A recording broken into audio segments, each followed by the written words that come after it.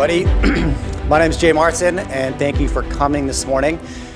Before I jump in, you know what? Putting these events together is a tremendous headache. It's like herding cats on a grand scale. I know from personal experience, just to make sure everybody and everything is in the right place at the right time can drive you crazy. And Giant's done an exceptional job. So could you join me in just showing him some appreciation right now?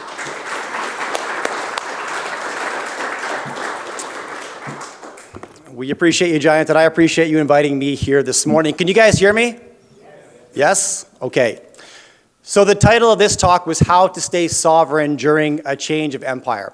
And to be honest, more than I want to inform you about a change of empire, I should have put a question mark at the end of this title, because I'm here to ask the question, are we moving through some kind of a change of empire?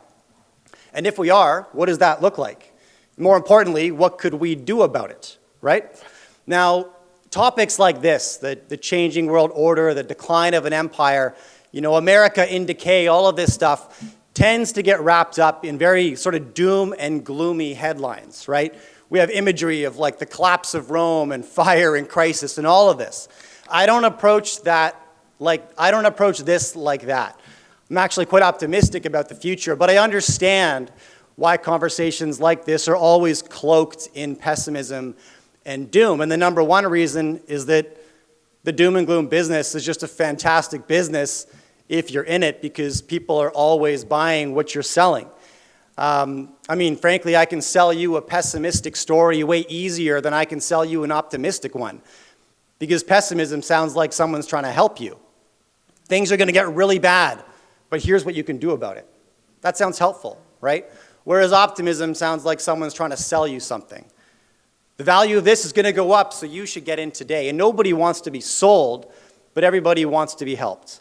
So it's more than just us being genetically programmed to look at the car crash. We know if it bleeds, it leads, so media will lead with what bleeds. All of this is true as well. But also it's just logical to look at that side of the coin, the pessimistic side of the coin. But I want to step back from the headlines, because that's all headlines are ever going to give us, and understand reality, and understand how I can operate within it. And geopolitics are very, very hard to predict. I'd say impossible, to be honest. Now, there's no shortage of evidence that maybe we are in the late innings of the American empire. I mean, I host a podcast, I host my own conference. The most common conversation on my stage or on my show over the last 24 months has been this question: if the American empire was a baseball game, what inning would we be in? Now, just to ask that question, I think you're making the assumption it's a later inning, right? It's maybe inning 6, 7, 8, I don't know. And there's no shortage of evidence that'll point you that direction. The fiscal situation is not amazing. They are receding from regions all over the world and a bit diminishing in their global influence, you could argue. Culturally, there's a whole lot going on. I don't know if last week, if they just lost the justice system to politics, that might have occurred. I'm not quite sure, but you know, if I could weaponize the justice system to suit my political means, all that means is that my opponent's then going to do that back to me. Very infrequently are these things one-off events. They're trajectories. We set precedents and then the new course of business moving forward. Now, I'm American-Canadian. I hope that's not the case, but history tells us otherwise. But geopolitics are really hard to predict, and I don't hold high conviction in the future, not like many of my peers do. And let me give you an example just that I think puts this on display a little bit. Imagine you were a citizen of France during the end of the 18th century. There was no question that Britain was the emerging power to watch, right? Dominating globally, building affluence at home, colonizing new parts of the world, including the Americas, this new bounty, right? But what happened during the end of the 18th century? They lost their new colony. They lost the American colony. They invested in the Revolutionary War and lost. And the signal this sent to the world, I mean, fighting a war and losing it is a tremendous investment with zero ROI. If you invest in a war and lose, you get nothing back. And the financial blow of investing in that war and losing was tremendous. But it was dwarfed by comparison to the economic blow that came from losing the American economy and the disruption to their supply chains and their access to raw materials. And this sent Britain on a skyrocketing inflation chase. And by the year 1800, inflation in Britain was 30%. Now, we lost our minds about 9% inflation a couple of years ago. Imagine 30%, but more importantly, imagine being so hindsight bias is strong, right? It always looks logical and sequential when we look back on history. But actually living through it is much harder to determine what's going on. I mean, the crown jewel of the British Empire, the British East India Company, was also going insolvent because of how aggressively they had invested in the American cotton plantations, and they lost all of that. But they owed so much money to the British government that they couldn't go under or else the government was done. All signs pointed to the end, that Britain's rise was complete and her best days were behind her. If you were looking, maybe you're standing in France looking at Britain at this time in history, it would have been quite clear. This country is way too vulnerable. If anything happens, they're done. And then obviously 3 years later, the Napoleonic Wars, they got sucked back into a multi-regional, large-scale conflict. But despite all of that, their best days were still ahead of them. Look, it's not a perfect example, but it does show me how difficult it can be to predict geopolitics. All right, so if I want to understand where we might be in this cycle of empire, because I want to understand how I can operate within it, with the intention of emancipating myself from it as much as possible and becoming independent of these cycles. So I'm the one in control, because we all want to be the one in control. Step one is understanding, maybe as best that we can, what inning we might be in. And all I know for certain is that the daily headlines are not going to give us that answer. For sure, the last month's Treasury auction's not going to tell you. What rates might do next quarter, not going to tell you. But you can step back from the daily headlines and look at the 100-year cycles. And if we do that, what do we learn? We don't have to look very far. 600 years, and we'll see that we've experienced the rise of 5 different empires. 600 years ago, we had the Portuguese Empire, and they ruled the world with their maritime currency. Then about 500 years ago, the Spanish Empire. The Dutch took over from them about 400 years ago, and the Dutch guilder became the world reserve currency at the conclusion of the 30 Years' War, multi-regional, large-scale war, and the baton of power was passed. And then about 200 years ago, the Dutch passed the baton to the British, and the pound sterling took over again at the conclusion of the Fourth Anglo-Dutch War. Again, the pattern here, multi-regional, large-scale conflict. It's very expensive to be the world's policeman, so that baton gets passed. And the sun would never set on the British Empire. Eventually, the sun set on the British Empire, and it was obviously World War II that really affirmed the Americans as the new world order. So what can we learn from this? First of all, power rotates around the world really quickly. I think a lot quicker than we tend to think when we're living in it, right? We assume that the order we live in today will probably maintain for a lot longer than it will, but a quick glance at the history books shows us it's the exact opposite. And this puck gets passed frequently and often. And secondly, the end of an empire is often marked by a large-scale global conflict. Fighting in too many places at the same time, spread too thin. Now, that all may sound kind of familiar right now if we look at our present situation where we might be in history, but I would argue that that alone is not enough to give us conclusive evidence of where we might be at this moment in history. And so if we study these empires in a bit more detail with the intention of trying to uncover a blueprint, are there consistent indicators as a nation moves from poverty and relative obscurity into international dominance? Is there a playbook that they all follow? Is there a playbook during the maintenance of power that they all follow that looks really similar each and every time? And is there a playbook during the declining years? And if we study just those 4 empires that came before the American Empire, then yeah, we'll learn that there is a very repeatable story that is told as a nation rises up, as they maintain power, and as they fall from grace. So we can look at that playbook, apply that to our lives today in the existing empire, and then ask the question, are these things familiar? Are they present today? Maybe let's start with the sunset years of all of these empires, because that's the question that we're asking. Are we in the sunset years of the American Empire? And in every case before, you'll see 3 red flag activities and behaviors that occurred within the Portuguese Empire, the Spanish, the Dutch, and the British. And they happened in the same order every single time. And you tell me how present these are today, I suppose. And the first is financial instability. the balance sheet starts looking not so great. And this happens as a consequence of being wealthy for a period of time. You start spending more and more. But more importantly, you become less productive because that's generally what happens when you become rich. You start doing less but spending more. And an empire will have military obligations all over the world. They'll have obligations to their citizens like entitlements and subsidies. And they're not as productive as they used to be. But it's okay because they control the world reserve currency and they can just print more to paper over their losses, right? Now, it's not going to come as a surprise to anybody in this room what happens as a consequence of this money expansion, right? We can just print more to cover the losses and this game can keep on going. Everybody here knows what happens in that scenario. When you print more of the currency, you just devalue it relative to the things that you can't print, right? Like businesses and land and precious metals. And as a result of that, the individuals who own the businesses and the land and the precious metals, they get wealthier. But that's typically just the far end of the spectrum. It's usually just the affluent who own that already. The majority of people, they earn, they save, they spend in dollars. And so their currencies become less valuable. And the problem here is that the distance between the currency and the assets grows, and this is how wealth disparity is created. Now, money printing always begins slow, and then it speeds up, and then it really accelerates towards the end of the empire.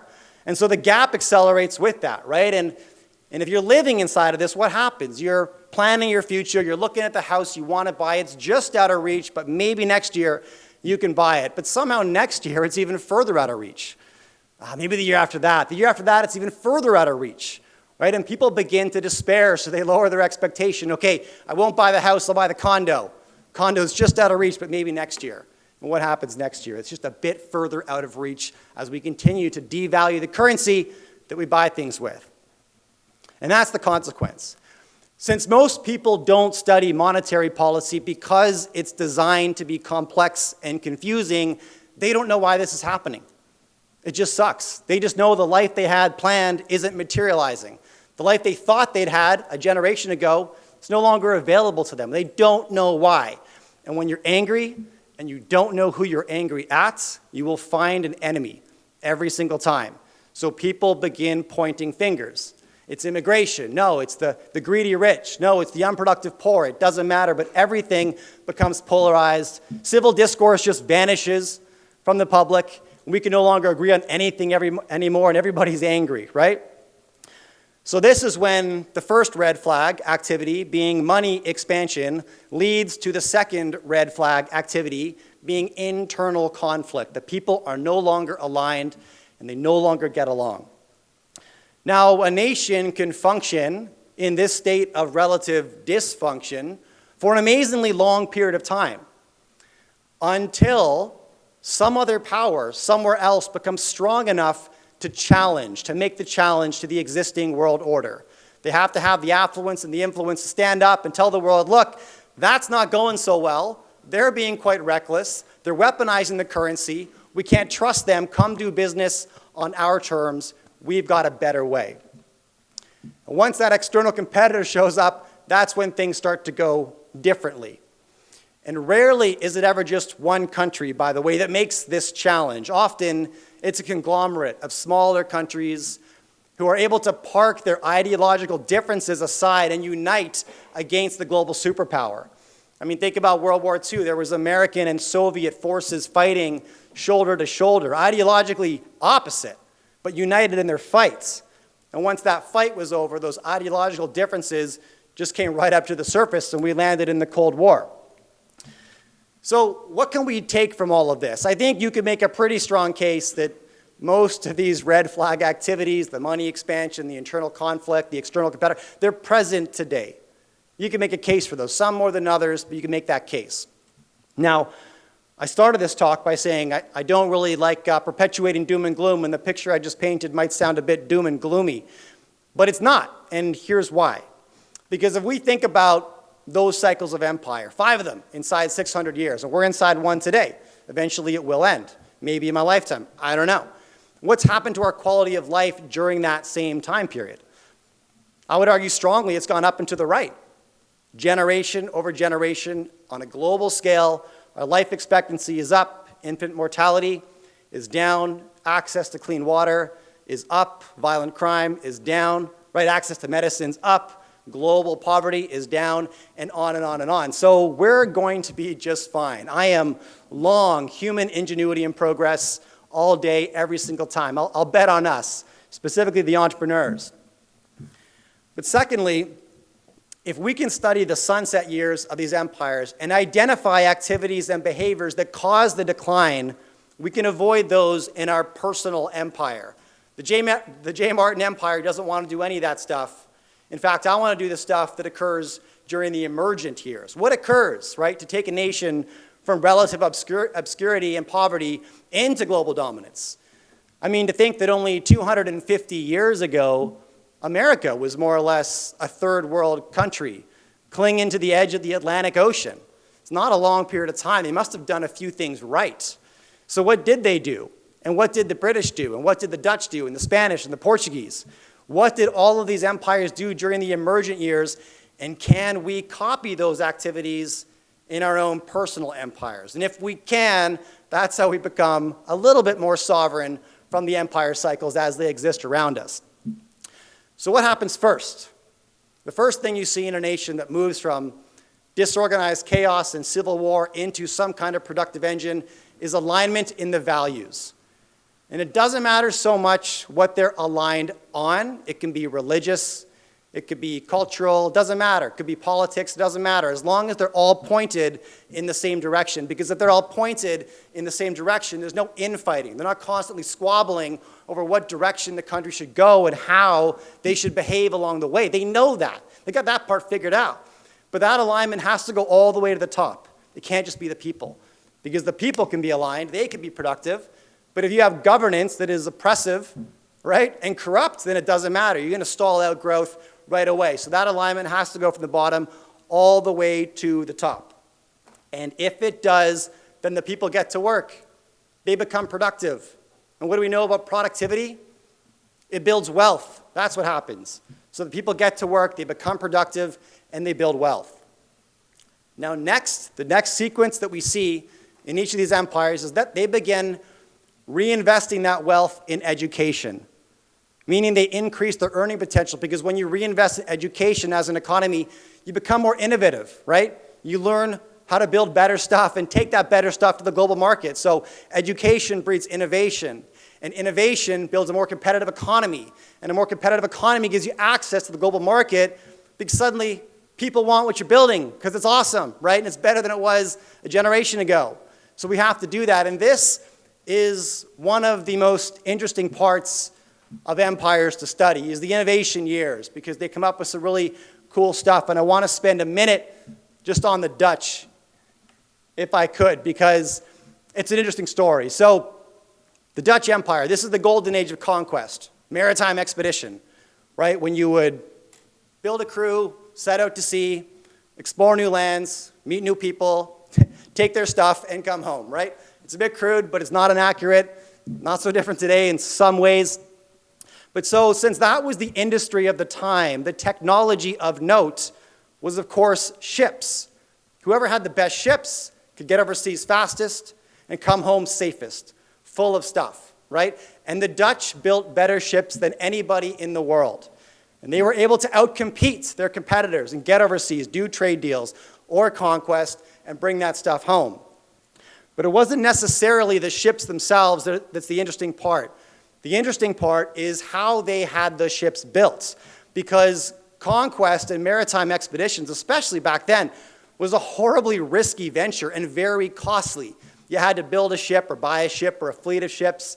You had to hire a crew. You had to stock a boat for you don't know how long, because you don't know how long it's going to take. And the seas are super, super dangerous. There's disease, there's pirates, there's weather. Anything can happen. And those that come back may have been gone for years at a time. And they can still be empty when they get back. So who's going to take that financial risk, right? Only a few very wealthy people. And as a consequence, access to capital for these expeditions was limited to a few select wealthy merchants and sometimes the government. And that was really it. And that put the ceiling on how much conquest or global trade you could actually accomplish. Until the Dutch came up with the world's first ever publicly traded company. Of course, this is the Dutch East India Company, listed on the world's first stock exchange. And what this changed was access to capital. For the first time ever, captains could go to the marketplace, and instead of pitching 4 or 5 merchants, they could raise money from 1,000 Dutch citizens and spread that risk out so nobody had to absorb it all. And if an expedition didn't come back, it was far less likely that any one person got wiped out because you spread that risk among thousands. In addition, if the ship did come back loaded with supplies and it was a success and there was a return on that investment, then a lot of people got rich and they'd reinvest that in future expeditions. And this worked so well that at the peak of the Dutch Empire, 1 in every 50 Dutch citizens owned shares in the Dutch East India Company. And that company accounted for a full third, 1/3 of global trade. We think Amazon has a monopoly. The Dutch East India Company controlled 1/3 of global trade. One company in a tiny country, and they crushed it. Now, the second big innovation that the Dutch came up with that really gave them a competitive advantage with this specifically was the deal that the Dutch East India Company struck with the Dutch government.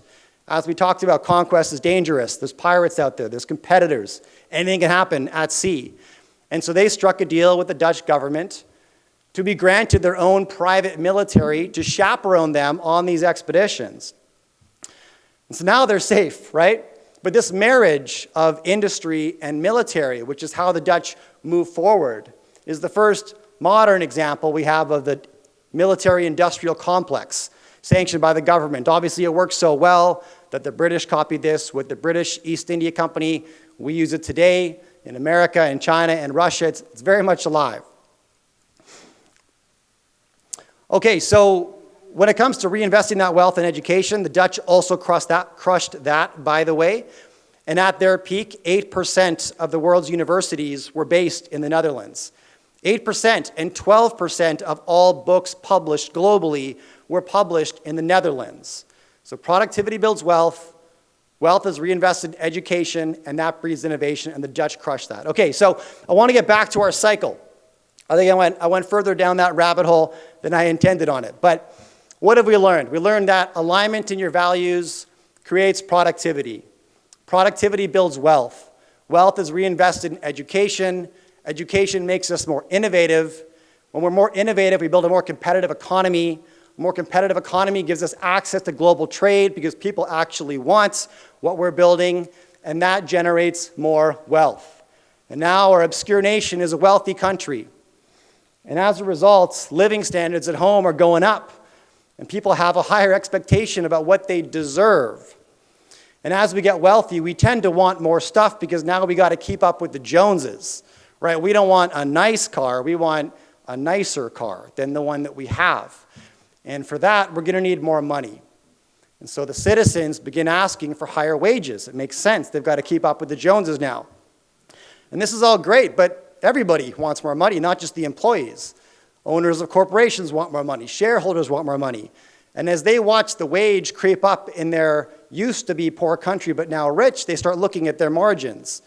And in every case, this is when the crafty executives say, we need to find cheaper labor somewhere. And in the case of our Dutch friends, they looked across the North Sea at that funny little island and said, here's an idea. Why don't we have our ships designed here in the Netherlands, but let's have them built over there using cheap British labor. And just like that, they exported the productive engine that made them wealthy in the first place. Now, initially, this is great because margins go back up, shareholders are getting paid, but a bunch of people did just lose their jobs. And as this process continues, there's less jobs per person, so less leverage to ask for higher wages, right? The employees have less leverage because they have fewer options. And this is when people begin to ask that question, what's going on here, right? There's a bit of civil unrest that sparks, but the country's rich, and so the government steps in to take care of their people. And back in Rome, this was the grain dole. Today, it's any number of welfare systems, but it's the same thing. The government wants to keep the peace, business is good, everybody's making money, let's pacify the citizens, let's take care of them, we can afford to do this. Now, this is all well and good, but as the country grows, they become wealthier and wealthier, and this creates new demands that they haven't had before. And the first one is for security. Because they're wealthy now, they need to protect that wealth. And they have trade routes now, and those trade routes need to be defended. And so at this point, we typically see aggressive investment in the military. And this makes them safe. And as a consequence of that, we have a profitable entity. Business is good. And now they're safe because they just built a massive military. And what is a safe and profitable entity? It's a fantastic investment opportunity. And so for the first time ever, they start attracting foreign capital. Now, all of this sounds great, right? But here is where the devil is in the details. For the first time ever, our once poverty-stricken, obscure nation is now rich, and they have access to something they've never had access to in the past: debt. And the seductive creep of debt is incredibly hard to resist. Okay, so now we have a situation where we have military obligations all over the world. We have entitlements that are beginning to build up at home.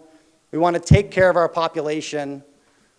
We're not quite as productive as we used to be. We exported that productive engine, actually, so we're not building as much as we used to. The stuff that used to make us rich, somebody else is doing that now. And now we have interest payments. And that's all new. And suddenly we begin to feel a little bit squeezed. But that's okay, because we control the world reserve currency. And we can just print more. No problem, right? We can paper over the losses.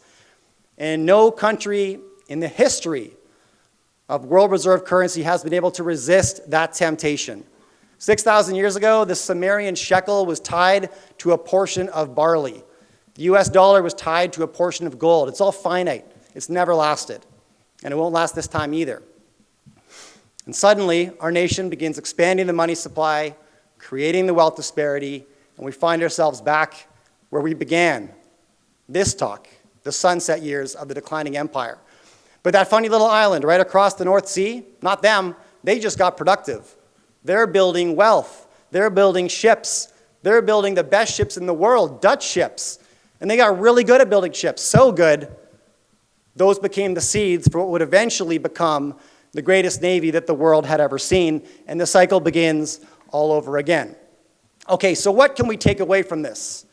First of all, there's two bookends to this conversation. On one side, productivity builds wealth, and on the other side, debt fuels decline. Now, I want to make this personal. I want the J. Martin Empire to operate independent from all this chaos that may be surrounding me. So how can I do that? Can I emulate the behaviors of these empires on the way up and maybe on the way down? Let's look at the way down, right? Financial instability, internal conflict, and external competitor. Today, the J. Martin Empire is doing okay. I have a beautiful wife. I have 3 kids. We do reasonably well financially. Life's pretty good. But imagine tomorrow, I get a bit lazy and I stop working quite so hard, but I want to maintain my standard of living, so I keep spending. Suddenly, very soon, I'm going to find myself in a position of financial instability. And maybe that's fine, as long as my wife and I are still getting along despite our money problems. We can maintain. Until we start blaming each other for them. It's your fault. No, it's your fault. And suddenly we can no longer agree, and small issues become big issues, and we just can't get along. Now we have financial instability and internal conflict, but even that we can maintain for a decent amount of time until that external competitor shows up, the savvy, handsome gentleman at my wife's work, who makes the offer of civility and stability that is just too hard to refuse, and suddenly the J. Martin Empire is in trouble. Now look, I know it's a silly example, but I use it because it makes it real, and that's what I want to do here, right? This stuff does impact us on a personal level, which is great news, because we can pay attention to the behaviors during the emergent years, and emulate that instead. So quick recap, what do we know about those activities and behaviors that pull you in the right direction? Number 1 is alignment in values. Know who you are, know what you believe, know what you stand for. This prevents infighting. And in our personal life, this means we don't get sucked into every petty argument and stupid, sensational news story that we see. There's no shortage of that today. It's more important than ever to know exactly what you stand for and who you are. It may sound simple, but values are hyper critical. They keep you focused in the right direction regardless of the bullshit that surrounds you. And then you get productive, right? Turns out, hard work, step 2. It's boring, it's simple, time-tested, and it works really, really well. So we get aligned in our values, and we get to work. We stay focused. And then we reinvest in education. We increase our earning potential. We increase our competitive advantage. That might look like school. That might look like books. It does look like conferences like this. We continue to invest in ourselves and become better. Now look, you may be thinking you just reduced 600 years of history to something way too simple. And I would argue that simple is the best. It's easy to look at the macro environment today and assume that's really complex, so I need a complex strategy. And maybe you do. But if you don't have the fundamentals nailed, then none of that matters. You're just layering complexity onto a castle built of sand. So get the simple stuff right. That's what I would tell you. That's how you become sovereign despite the noise. Clear on your values, get to work, invest in yourself, then build whatever complexity you want to on top of that. But get the simple stuff right first. My name is Jay Martin. Thank you so much. Okay, Jay, a couple of questions maybe, but the first one, I don't know how closely you follow China. Is China going to, in your opinion, avoid the poison of debt or not? No, I don't think so. And simply because no emergent power in history has been able to resist the temptation of debt. Thank you very much for an inspiring speech. As we know, Orwell famously said, war is peace, freedom is slavery, ignorance is strength, and in 2024 we add debt is wealth. And we know from Julian Simon the time price of money and the time price of productivity, but we're not looking at the time price of debt. All of this debt means we're enslaving our grandchildren and our great-grandchildren with debt. We are becoming monetary pedophiles. How do we slowly reverse this? Can we work hard enough to get our grandchildren out of the debt that we created for them? Yeah, I think that the question there is the we, and who are we talking about when we say we? I mean, frankly, I don't think so. I don't think this may sound nihilist or pessimistic, but I don't think I can impact the greater population in that way. I think I can set the example and do what's right for my people, my family, and lead by example. Does this make sense? And yes, because that's exactly it. You are a net positive to society. How many of us does that take? Maybe half the population, maybe three-quarters. But unless each of us starts contributing that little bit of positive contribution, we can't get out of debt. And I think you can lecture people till you're blue in the face, but it doesn't make a difference. And, you know, I have 3 young kids, and what I know about kids is that they will never do what you say, but they will absolutely do what you do, okay? And so I think, again, boil it down to the simplest possible analogy, and I think that one hits, to be honest. Thank you. Chris? Where are we at? Yes, sorry. What you said, if I was to distill down what you said, I think the salient aspect is the structure of the economy, whether you're producing real goods or whether you're doing financial transactions. I read recently that about 15% of the GDP is a financial transaction. And so, you know, you talk about things like collateralized mortgage obligations, everything becomes an annuity, you know, the assets are purchased and then they're turned into an income stream. And when that becomes a dominant part of the economy, it's a common attribute of empires in decline. So if there's one thing that we could do, it would be to shift back to a real economy where goods are produced and the financialization takes a back seat. Comments? Yeah, I agree. I mean, essentially, if I understand what you said we've overcomplicated things unnecessarily, and the answer is to get back to simplicity. Jay, one of the things that's, I think very much threatening Western and modern civilization now is the severe baby bust. I mean, obviously you're doing your part, but I mean, I'm hearing predictions, that, in 100 years, some of these countries are going to have 10% the population that they have now. Yeah, and I mean, there's a few pockets with pretty favorable demographics. India being one. Giant could comment more on the potential there, and a few countries within Africa for sure. There's a handful of conversations to be had within that. I think there's some cultural reasons that we're having less kids. I think there's absolutely medical reasons we're having less kids. We live in a more toxic world than we ever have, and if you want to get into I'm sure you all saw the headlines over the last 2 weeks about the microplastics found in men's testicles and how this is probably having an impact on fertility rates. No, nobody's nodding their head. You didn't read that story? Okay, well, anyways, there's reasons our fertility has gone down more so than just cultural, but I think cultural plays a big role for sure. Yeah. Great. Okay, we'll have one last question. It's not so much a question as an observation. There was an excellent book written by an anthropologist, I forget his name, I'm afraid, back in the 1990s, called The Collapse of Civilizations.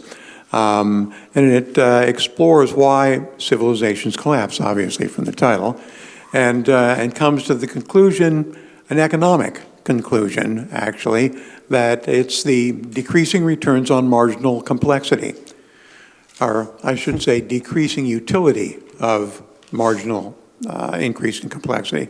So, basically, he goes back and he studies a bunch of different civilizations back to the Romans, Egyptians, and all, and applies various different theories of civilizational collapse to them, and comes to the conclusion that it's really an economic problem.